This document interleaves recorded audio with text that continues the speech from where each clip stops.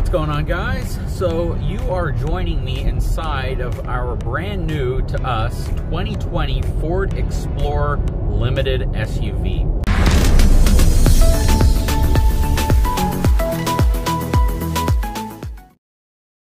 Now, I made a video on this SUV when we picked it up from the dealership, as well as a few days later when we brought it back to the property, and we were kind of going over what the features of it are, the horsepower, torque specs, the interior, exterior, all of that stuff. So if you want to see all of the details surrounding the exterior of the vehicle, the interior, the engine, the rear seats, the third row, and the back hatch, definitely go back and check out that video that was recently posted. In this video, we're going to talk a little bit about driving impressions. Now, this is going to be kind of a unique video because I've only done a few pre-owned vehicle reviews before, and because this is our personal vehicle now, it's going to be probably a little different than if this were going to be like a manufacturer's media vehicle or something along those lines. But even though this has significantly more miles than those vehicles might, those vehicles are generally driven very hard by journalists who really put them through the ringer. So this vehicle was a one-owner vehicle prior to us. We pulled the Carfax and all the information. They had very detailed records. It was purchased in Austin. It was traded in at AutoNation Chevrolet here in Corpus Christi, and then the Ford dealership took ownership of it, or at least they transferred it to the Ford dealership. This weird discrepancy took place where about 2,000 miles were somehow added between when it arrived at the Chevy dealership to when it made it to the Ford dealership. So my theory is some manager or somebody who works there probably took it out for a drive for a while or made a trip in it or something. I really don't know. But I do know that the oil change and all of that stuff was done right before we purchased it. And again, this is a certified pre-owned vehicle, certified pre-owned Ford vehicle through AutoNation. We also added the Ford Premium Care warranty to it as well, which is their top-of-the-line warranty. It'll cover it for an additional 5 years or 80,000 miles. This specific vehicle really fits our needs very well, and I pointed all that out in the first video. I basically just talked about how we moved from a 2018 Ford Fusion SE to this 2020 Ford Explorer Limited and the reasons why. And most of those reasons just revolved around the extra space, the extra height and ground clearance, and the extra luxury features, because I'm going to be doing a lot more driving than I was doing over the last couple of years, at least over the last couple of years in the Fusion. The Fusion, we put a lot of miles on it the first few years we had it, but then because of COVID, it kind of sat there and we didn't do a lot with it. So it wasn't getting used very much, and we didn't proactively like to go out and just drive it because we had the Expedition, my wife's Expedition, we had my F450, and now we have this Ford Explorer, which essentially bridges the gap between those vehicles and gives us a great family vehicle as well as, you know, personal commuting vehicle. And it gets really good fuel economy. So I think in the first video I said I was averaging around 24.5 in the city. All that said, driving impressions on this thing are really mixed because I liked the driving dynamics of the Fusion, but it being a car, you know, there are different things that might make it drive a little bit more desirable for some folks. If for some reason it doesn't feel quite as, I don't know, quiet, refined as the Fusion did. It shifts a little harder. When you're downshifting, whenever you're braking, it also downshifts a little harder as well, which is something that I'm not a big fan of.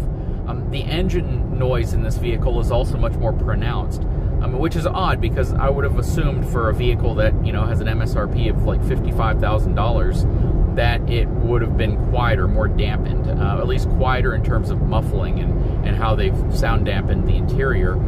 It's nowhere near as quiet as some of the Lincolns we drove. We drove a Lincoln Nautilus and a Lincoln Aviator, and they are significantly quieter. And that's considering the Aviator is essentially the luxury version of the Explorer under the Lincoln brand.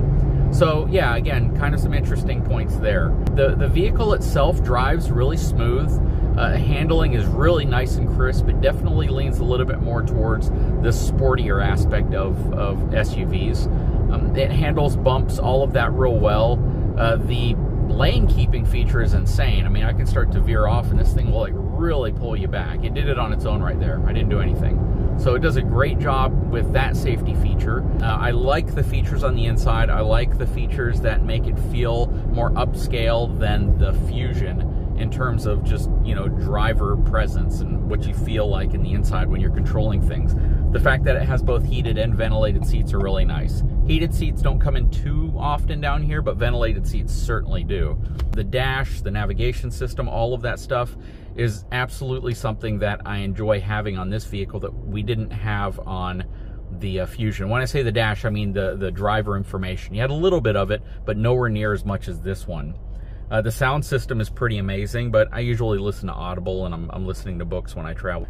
The seats are super comfortable. The back captain's chairs are nice. They're actually more comfortable than we thought, but we're using them in a way that we've never really used in SUVs because we've never had captain's chairs. We always had the bench. So it's kind of cool to see the accessibility differences between this and that.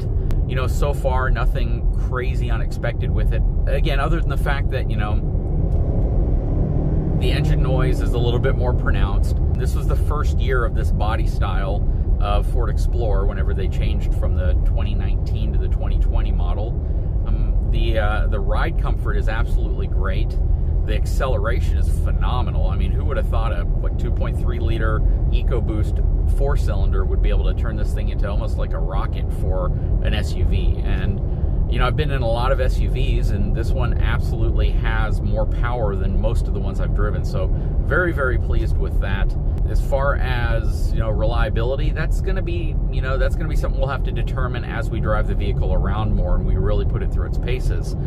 It's going to be interesting to see, you know, with a vehicle for us starting at 29,000 plus miles, how it's going to hold up. And when I say that, you know, when you buy a new vehicle, you know everything that's happened to that vehicle. And even buying a new vehicle doesn't automatically mean you're going to have a reliable vehicle. You could very well have problems with brand new vehicles. A lot of people do. We had some weird issues with that 2017 F350 dually King Ranch that we had before we moved to the F450. Nothing mechanical in terms of engine transmission, but it was sunroof related and creaking and things like that. We really haven't had many issues with other new vehicles before that. But again, you know, you just never know. I don't know what the 27,000, 28,000 miles prior to us owning this were used for. I know it was a personal owned vehicle. It wasn't a rental car, which was really nice. You know, people drive rentals like rentals, and that's the last thing you want to, you know, get into possibly.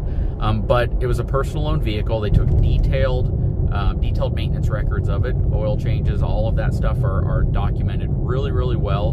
But what I'm going to do here essentially is give you guys, you know, kind of a short and long-term evaluation of what it's like to own this vehicle, especially considering it is a certified vehicle, right? It's certified Ford, and at the same time, it is a vehicle that a lot of people own. The Ford Explorer is a super popular SUV, one of the #1 selling SUVs of all time, I think. And this is arguably one of the most desirable versions of it, especially from an appearance perspective. So it's going to be really interesting to see, again, how it holds up, how we enjoy it overall.